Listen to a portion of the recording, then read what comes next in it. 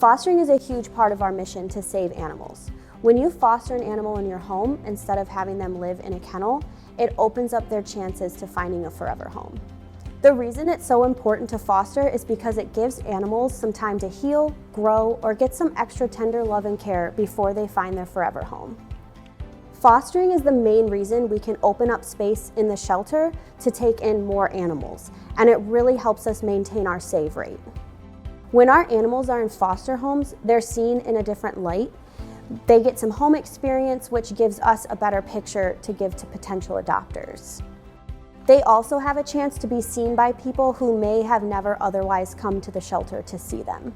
In a nutshell, fostering saves lives. It's immeasurable how much of a difference it really does make. I still get choked up and excited when I know that a foster has been adopted, when I know that they have found that home and that there is a family out there that is so excited about the new member of your family. And even though I will probably never meet them and they have no idea who I am, it's like I've still given that family something.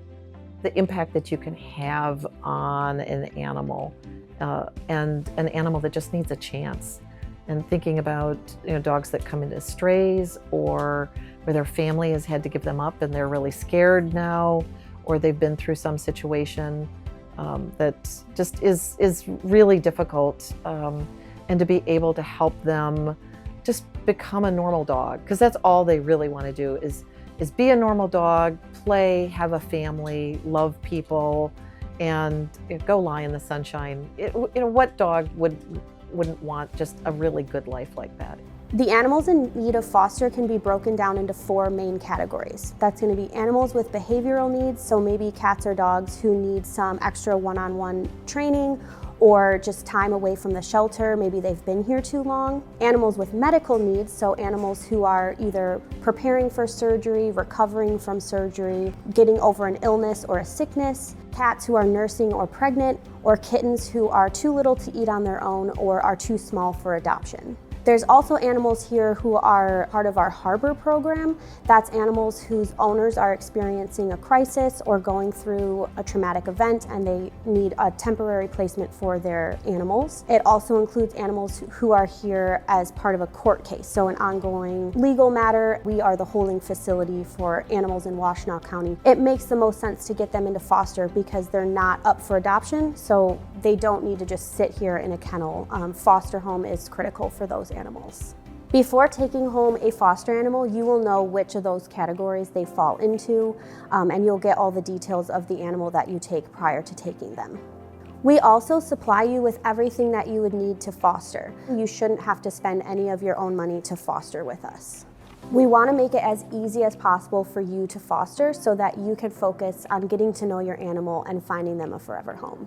One of the really great things about when you're a foster is that you get to work with the foster department and the dog behaviorists at the shelter to make sure that the foster that you're getting will fit with your situation. Being able to say, is this a dog that will work well with my dog? And is this a potential foster coming to me that will work in my household? Is this something where I really feel that I can be successful and help the dog be successful?